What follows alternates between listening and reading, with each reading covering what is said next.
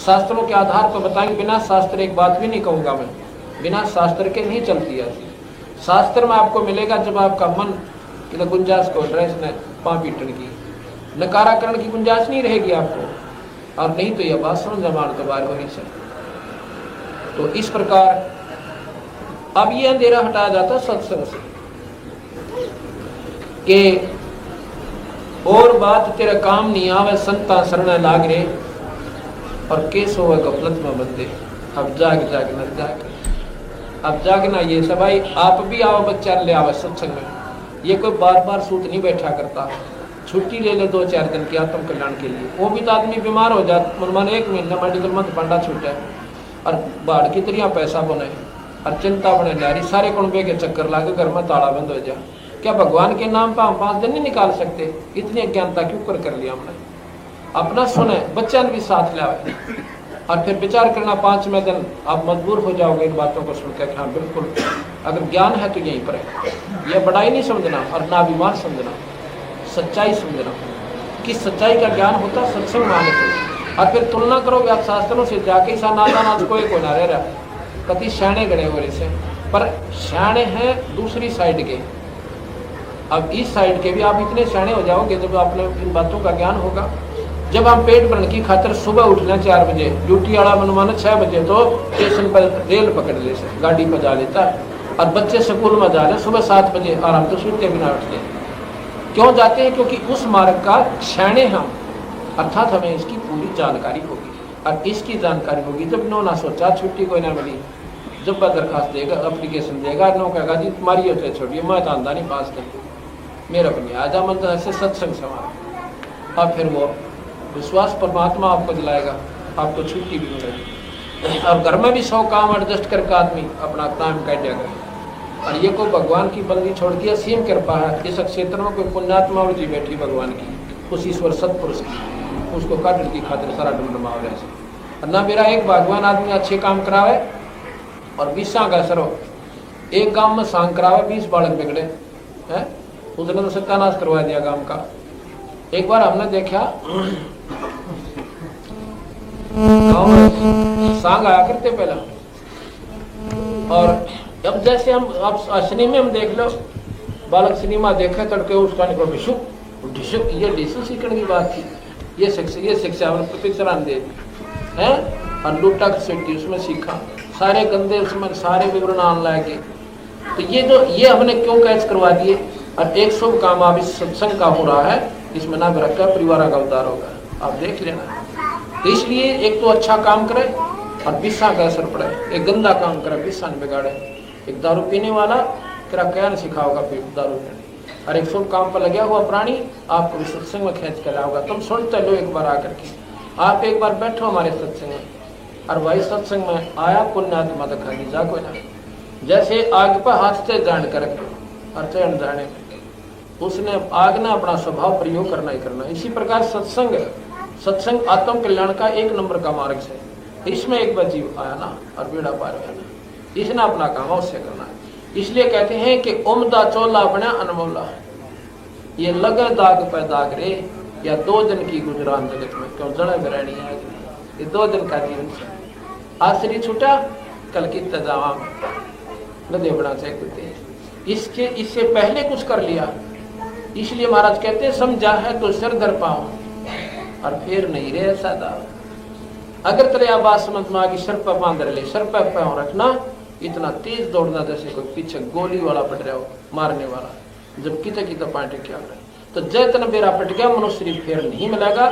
इसमें डट कर भक्ति कर ले, नाम ले, बुराई छोड़ दे, और लूट खसोट लड़ाई झगड़ाई तो पशुओं के काम होते हैं। आपस में खेता टाणी रखनी, सास बहू के टांगड़ जा रहे सांस तड़के तय, ना आप शांति ना अगली रहने दे। तो सत्संग के अभाव से हो रहा सारा काम। जय सत्संग में आगे तब नो रोगी, क्यों लड़ाई करिए, अपना 2 घड़ी भजन करूंगी इतना, और सेवा का भाव बढ़ेगा।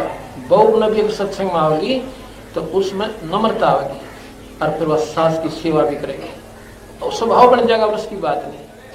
और ये भाव खेचा था नहीं रखा नो, तो तरफ आपने कह दिया था टांगे घर की है, उन तड़के शांति, फिर वह वो लग जाए थोड़े दिन में उल्टी बोलन। तो ऐसे नहीं, अपना कैसे स्वभाव बनाए। एक सास बहू थी, और भाई घर में उन्हीं तो गाँव में विशेषकर ज्यादा होती है, नादानी ला लो, अनपढ़ता ज्यादा ला लो।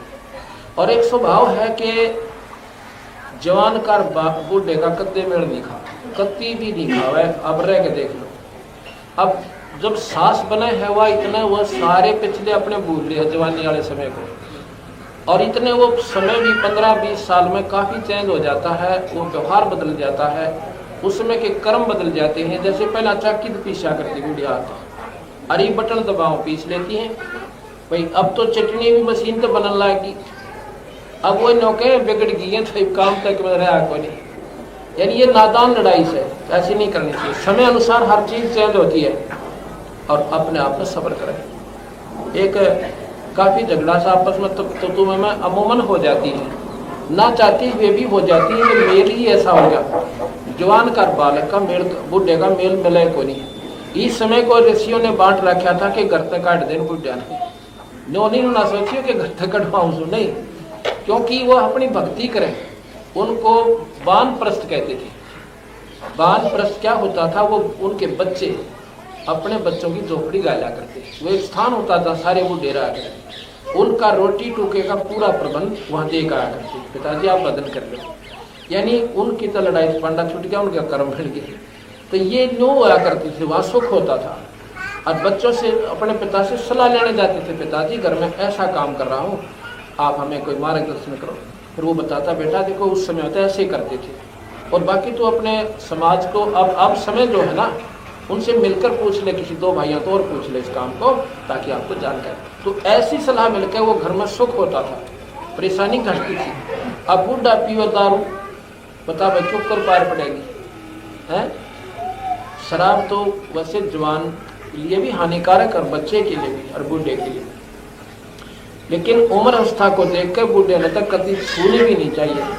और बूढ़ा नौका में पेंशन लोगे तेरे घर तो पीऊँ सो बताइए मरोड़ दिखा तरह बनाओ था। बेचारे इतने गिर चुके हमारे कि हम ऊपर ने उठना नहीं जानते, ऊपर ने उठाए सत्संग मान। तो एक दिन क्या हुआ, उस बुढ़िया ने नाम ले लिया, पड़ोस में सत्संग होता, और नाम लेकर वह सत्संग सुना। तो उस बुढ़िया के पास समझ में आ गई, भगवान देखिए तुम्हें खांगा लड़ाई हो जाएगा कि वो ना चाहती हुई। एक दिन उसकी बहू जो है छोरे की धार काट के लाई बाल्टी भर कर, और कटड़ू छोड़ दिया। वो कटड़ुआ जब छोड़ा तो छोड़ना भूल गई, मतलब नौ थी इतना टांग गया हूँ, और फिर कटड़ू नहीं छोड़ दूंगी। और वो कटड़ू इतना जोर जोर से तोड़ा न हो रहा, उन्हें सोची कि जेवड़ा तोड़ा अगर चोट खा ले, एक जानता नजर उसका नहीं, और नो कड़े में टांगन लगी गज में। वो गज उसका लाग गया, उन्हें सोचा कि तो लाग गया ऊपर लोअर गल जाएगा पैसे में, और नो का नो छोड़ दिया। वो लाग गया था तरले का, दूसरा लोअर वो छोड़ दे, बाल्टी सारी दूध खिंड गया। और वो बुढ़िया बैठी बैठी देखे। अब उस बुजुर्ग ने उस बहू ने देखा, पहले वो काट लूँ लगे भूला पड़ी, सासू का नहीं देखा, सास का नहीं, आगे भैया के सुनाओ हित रहता है। लेकिन उस दिन बात ने बोली, बेटी कोई बात ना, इसने ठाक है पहले कटरू छोड़ा, ये हमारे बाग में नहीं था, और इसने सांबर का बेटी पशु के जो ना उट्टी में उसमें डाल दे, बाखर में खराब ना हो। अब वो सत्संग में जान तो अब इतनी नरम हो गई, तो वो होना था वो तो हो चुका था, अब तो वो लट्ठम लट्ठा होना बाकी रह रहा था, जो नुकसान हो गया था वो तो हो चुका था ना, उसको वापस आना था। बस वो कई दिन की कड़ा होनी थी, वह मिट गई। उस दिन उस बहू का इतना गजब असर हुआ, आकाश पे भाई नो सोचे तो के ते इसने खवाए, जो बुढ़िया कर के कित बैठाए आते हैं तुम्हें नहीं बोली, आंधे बैठे छोरे ने बताओ वो गढ़ो मैंने एक ही 2 लावा तस्वीर बैठ रहा था इसका। तो नो संकट घटे बस सत्संग मानते।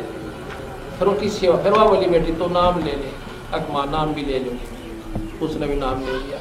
अब देख स्वर्ग हो गया, स्वर्ग में आत्म कल्याण हुआ, जीव उद्धार हुआ, और लड़ाई पड़ना छूटा। तो सत्संग इतनी गजब चीज है, कृष्ण सुनकर बोल सतगुरुदेव की जय। सत